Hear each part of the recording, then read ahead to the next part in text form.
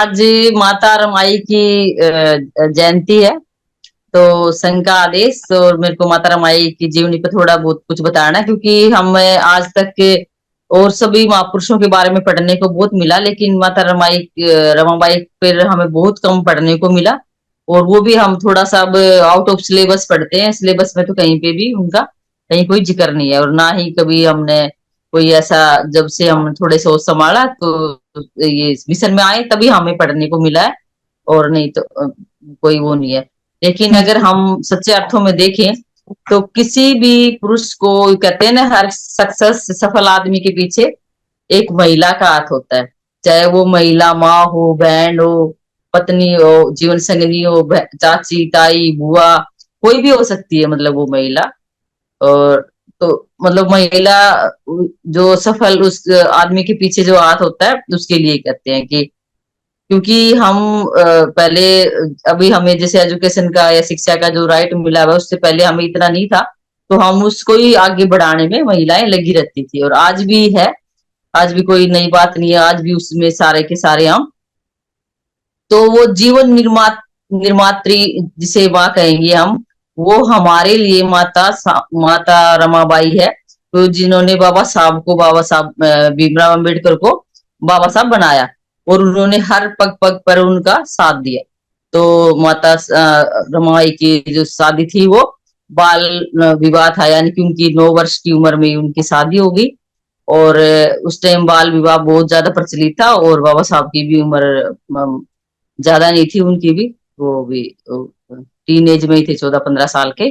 तो एक तरह से वो इतने ज्यादा पढ़े लिखे थे, और गरीबी के कारण भी माता रमाई पढ़ नहीं पाई, तो उनके पिता की जल्दी मृत्यु हो गई थी, ये भी एक कारण था। तो उसके बाद उनका जो शादी हुई भैखला, महाराष्ट्र में जो वो है, मुंबई में एक बाजार है, मछली बाजार में उनके विवाह हुआ, और दोनों मतलब लड़का लड़की वाले, वर और वधू वाले दोनों पक्ष वहां पे आए। और रात को जब मंडी बंद हो जाती है, उस टाइम वो उनकी शादी वहां पे चबूतरा पे हुई। और इस तरह से मतलब वहां पे कुछ इतने ज्यादा कंडीशन खराब की, मछली थी बाजार में, उसमें उनकी शादी संपन्न, और वो शादी सुबह बाजार खुलने से पहले मतलब संपन्न की गई। और ये एक तरह का बेमेल विवाह था, क्योंकि जो उस टाइम जो हम बोलेंगे कि डॉक्टर अम्बेडकर इतने पढ़े लिखे थे, वो 10वीं कोई पास थे, और वो उस टाइम माता रमाई बिल्कुल अनपढ़ थी। और वो अपने जो जीवन साथी बाबा साहब को साहब कह के संबोधित करती थी, और बाबा साहब ने भी उनको पढ़ाने में काफी कोशिश की, लेकिन उनकी पढ़ने में रुचि नहीं थी, एक तरह से हम ये कहें, क्योंकि उस टाइम उनका काम का बर्डन भी ज्यादा था उनके सिर पे। और तो वो काम, घर के काम में ज्यादा मतलब अपनी प्रायोरिटी देती थी। तो इस तरह से माता रमाई ने, बाबा साहब ने थोड़ा बहुत उनको पढ़ना लिखना मोटा मोटा, जैसे अखबार की हेडलाइन पढ़ लें, ऐसा कुछ उनको थोड़ा थोड़ा मतलब उनको सिखाया, मतलब वो उनकी इच्छा के विरुद्ध जाके या जैसे भी। तो इस तरह से हम कहें कि उन्हें थोड़े बहुत वो मोटा मोटा अक्षर पढ़ लेती थी।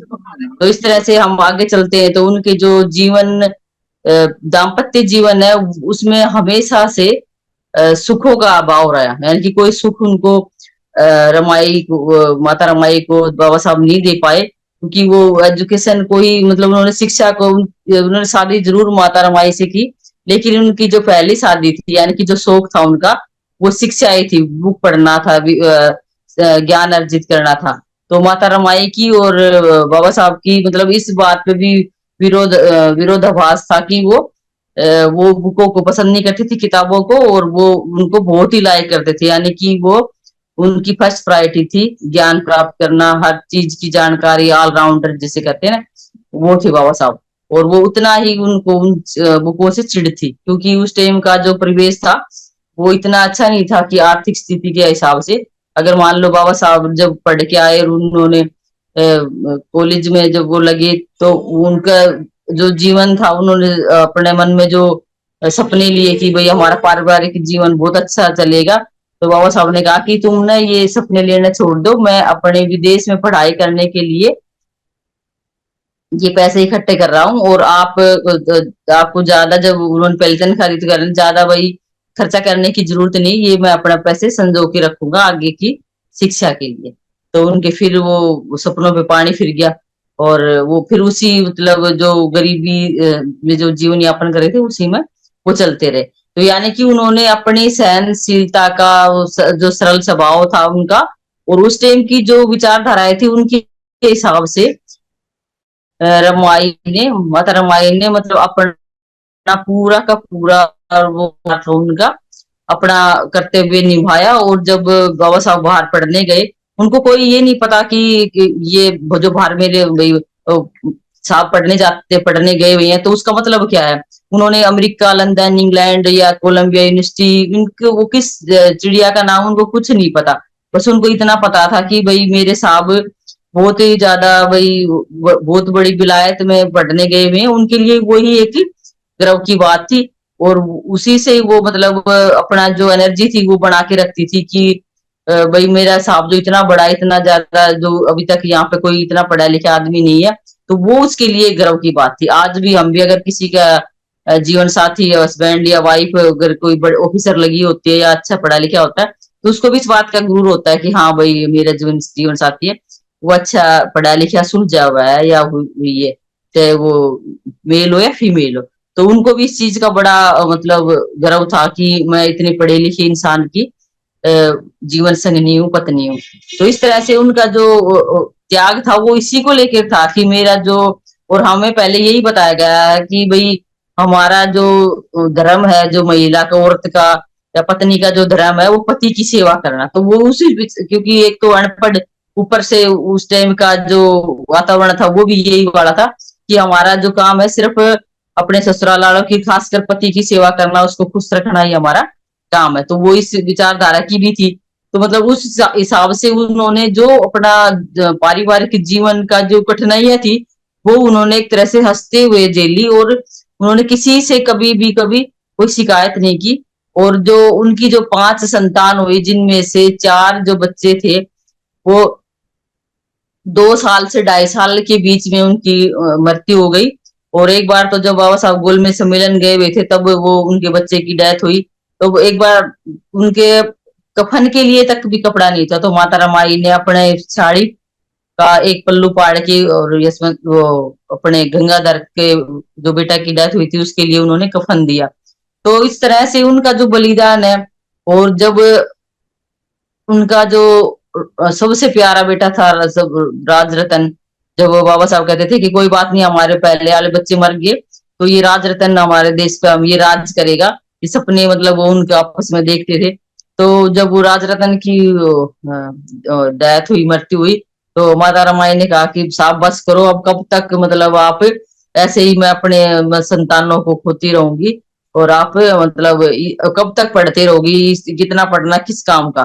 तो मतलब वो टूट गई, मतलब उसके बाद। तो जब बाबा साहब ने कहा कि मैं एक पुत्र जो भाई के लिए मैं 7 करोड़, जब हमारे जो संख्या थी जिसे हम समण बोल रहे हैं आज, उनकी 7 करोड़ जनता थी, मतलब संख्या थी उनकी। तो कह रहे मैं 7 करोड़ लोगों का या मेरे जो संतान है उनको मैं नहीं मार सकता एक के बदले में। तो इस तरह से जो उनकी महानता थी बाबा साहब की, वो थी एक भौगोलिक, एक बहुत ही बड़ी सोच जिसको आज तक हम नहीं समझ पाए। लेकिन माता रमाई की जो सोच थी वो एक पारिवारिक थी, एक परिवार की थी, एक माँ की थी, एक पत्नी की थी। जैसे आज हम सोचते हैं अगर हमारे बच्चे के अगर बुखार भी हो जाता है तो हम बाहर भी नहीं जाते, समाज की तो बहुत दूर की बात है, किसी के गीतों में भी नहीं जाते हम, अगर या शादी भी अटेंड करने नहीं जाते आसपास हो तो, क्योंकि भाई हमें अपने बच्चा अपने जान से प्यारा, हर माँ को अपना बच्चा जान से प्यारा होता है। तो उनको भी बहुत अपने बच्चे प्यारे थे। लेकिन उनका जो बलिदान है ना उसको हम शब्दों में बयान नहीं कर सकते।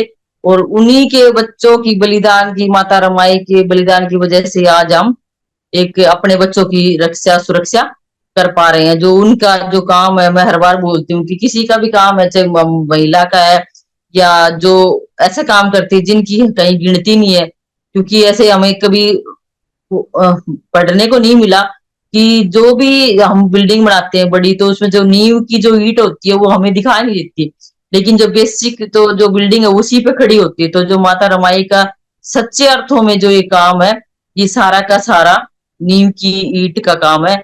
और उनको हम अगर बाबा साहब के नाम पे हम जय भीम बोलते हैं तो हम जय रमाई अगर हम बोलना शुरू करें तो ये हमारे लिए, खासकर हम बहनों के लिए, महिलाओं के लिए एक बहुत ही गर्व की बात होगी। उनको हम थैंकफुल कह पाएंगे कि हाँ, हम उनको याद करते हैं सच्चे मतलब दिल से, सच्चे अर्थों में, क्योंकि हमने उनको आज तक कोई इतना बड़ा सम्मान नहीं दिया, या ना ही हम हर बार पोर्टल पे भी वैसे भी नॉर्मली मिलते हैं, एनुअल भी, तब हम बोलते हैं कि जय भीम, नमो बुद्धाय, जय भीम, मतलब, लेकिन आज तक हमने कभी ये नहीं बोला कि जय रमाई, जय माँ रमाई, ये कुछ भी मतलब हमने नहीं बोला सच्चे अर्थों में। हाँ, क्योंकि हम बनावटी बात नहीं करते, जो रियलिटी की बात है वही हम बात यहाँ पे करते हैं। तो इस तरह से माता रमाई की जो जो जीवनी है, जो लाइफ है, वो बहुत ही टफ रही। उन्होंने कभी मतलब सुख का सांस नहीं लिया। सुख का सांस मतलब उनको कभी भी आर्थिक इतनी तंगी थी, ऊपर से छोटी उम्र में उनकी शादी होगी, उससे ऊपर मतलब उनके साथ जैसे जैसे वही बच्चे हुए, उनकी मृत्यु होती चली गई, वो भी कैसे, पैसे के अभाव में, बीमारी में, दवाई के अभाव में। तो ये सारी की सारी चीजें उनके लिए इतनी तकलीफ देही थी कि माँ के लिए किसी का अगर बच्चा मर जाए तो उसकी, उससे बड़ा उसके लिए कोई मतलब दुख नहीं है। उससे बड़ा मतलब उसका उसका कोई वर्ण शब्दों में भी नहीं, जिसके शब्द बनती है वो उसका मतलब महसूस कर सकता है। तो इसलिए एक माँ होने के नाते हर जो जितनी भी मेरी माताएं बहनें हैं, वो इस चीज को फील कर सकती हैं। अगर बच्चे को थोड़ा सा भी कुछ चोट लग जाए तो हमारे धकदे सी हो जाती है कि हाँ, अरे ऐसे गिर गया, ये हो गया। और तो इसलिए हम उनकी जो बलिदान है उसको शब्दों में बयान तो नहीं कर रहे, लेकिन आज हम इतना सा बताना चाह रहे हैं कि माता रमाई की ना तो हमें जानकारी थी, और जो ये इतनी बड़ी बड़ी जो त्याग की मूर्ति कह लीजिए या कुछ भी कह लीजिए उनको, या मतलब क्या कहें, हमारे पास कोई शब्द नहीं है। या उनका जो मानता, जिसे मान शब्द है जो रियलिटी में ऐसी शख्सियतों के लिए है कि जो कि हर कोई मतलब बड़ा बन सकता है, लेकिन महान हर कोई नहीं बन सकता। बड़ा के लिए कोई वो नहीं है, लेकिन महान बनना बहुत बड़ी बात है। तो ऐसे शख्सियत के लिए हम महान शब्द यूज करेंगे। और मतलब कि उनकी जो जीवनी है उनको हम आगे भी आने वाले समय में ज्यादा से ज्यादा, अब जैसे आज 7 फरवरी है तो उनकी आज जयंती है, तो हम जयंती पे या महापरिनिर्वाण दिवस पे या बीच में जैसे बाबा साहब की जीवनी हम बांटते हैं, तो उसके साथ भी हम इनकी मतलब लगा के या अटैच करके या उसके साथ 2-4 पेज और जोड़ के हम उस उनको श्रद्धांजलि दें, या फिर उनको मतलब अपना वो जो कर्तव्य है वो निभाएं। तो इस तरह से बाबा साहब के जीवन में जो उनका जो योगदान रहा है वो था, मतलब जिसे हम गिनती नहीं कर रहे उसकी, तो इतना ज्यादा है कि उसी की वजह से बाबा साहब बने। और उनकी जो बलिदान था, उन्होंने इतने इतने तकलीफ के दिन बिताए कि वो गोबर इकट्ठा करके लाती और गोबर से वो उपले बनाती और तब वो अपने घर का खर्चा चलाती। और जब बाबा साहब उसको खर्चा जब देते थे तो वो अपनी 30 पुड़िया बना लेती। भलाई वो अनपढ़ थी, लेकिन उनकी जो समझ थी वो बहुत बड़ी थी। तो वो 30 पुड़िया बना लेती कि हर रोज जैसे आज मान ले 2 पैसे खर्च करने या 4 पैसे खर्च करने, उसके हिसाब से खर्च करती थी वो, ताकि उससे ज्यादा खर्चा ना हो और पूरा महीना का जो खर्चा है वो इजीली से निकल जाए। क्योंकि वो पैसा गिनने का उनका तरीका कोई अनूठा ही था कि इस तरह से हम अगर हिसाब रखेंगे तो हम उसको पूरा महीना खर्चा पूरा चला सकते हैं। और तो बाबा साहब ने भी उनको इतना वो ध्यान नहीं दिया, क्योंकि उनकी जो एजुकेशन थी या जो मिशन मूवमेंट था, जो भी उन्होंने चलाया इतना सारा, या जो पत्रिकाएं निकाली, या हर फील्ड में बाबा साहब ने काम किया है। तो जब उनके जीवते जी बाबा साहब उनको इतनी अहमियत नहीं, समय नहीं दे पाए, तो उनको समय ना देने का भी एक बहुत बड़ा वो कि उनको उस चीज की तकलीफ हुई कि राजरतन की मृत्यु के बाद जब उन स्वास्थ्य बिगड़ता गया, उन स्वास्थ्य गिरता चला गया, क्योंकि 4 बच्चों की मृत्यु के बाद तो माँ वैसे ही गिर जाती है, तो सिर्फ उनका एक ही बेटा यशवंत ही जिंदा रहा। और उसी से अब जो जितने बच्चे हैं उन्हीं की वजह से बाद में बच्चे जो परिवार है वो फला फूला है।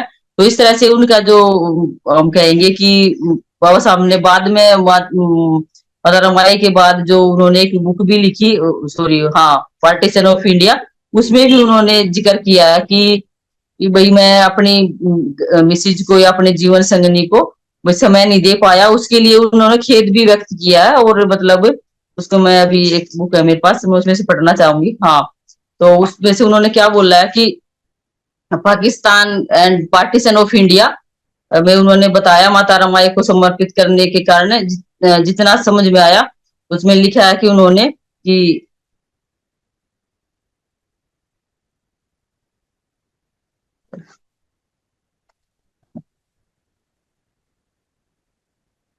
कि उन्होंने लिखा है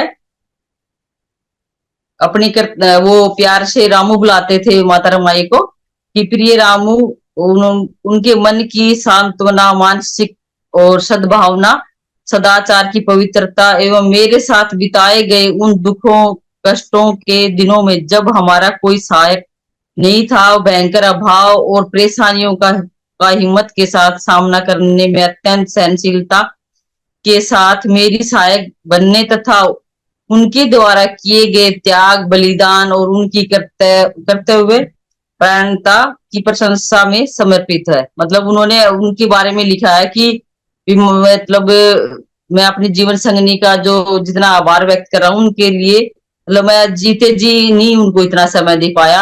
और साहब ने कहा भी है कि मैं 24 घंटे में से मैं उनके पास आधा घंटा भी नहीं मतलब बिता पाता था, क्योंकि मैं अपने पढ़ने में, लिखने में इतना मतलब बिजी था कि समाज की जो मेरे को चिंता थी उसके आगे मेरे को अपना परिवार होना मतलब लगता था कि मेरी प्रॉब्लम कुछ भी नहीं है। जैसे लोग कहते हैं ना, कई जैसे गाने भी बने हुए कि दुनिया में कितना गम है, मेरा गम कितना कम है, तो उनको ये लगता था बाबा साहब को कि मैं अपना परिवार ना देख के और मैं मतलब समाज के लिए समर्पित हो जाऊं। और वो सच में उन्होंने वो वाला काम किया, एक समाज के प्रति वो समर्पित हुए और इस तरह से वो मतलब माता रमाई को समय नहीं दे पाए। और माता रमाई का बाबा साहब का साथ उन 7 मई और 27 मई 1935 को माता रमाई की मृत्यु हो गई। वो और वो समय से पहले यानी कि छोटी उम्र में, तो इस तरह से माता का 37 साल कुछ भी नहीं होता, तो 37 साल में उन्होंने इतनी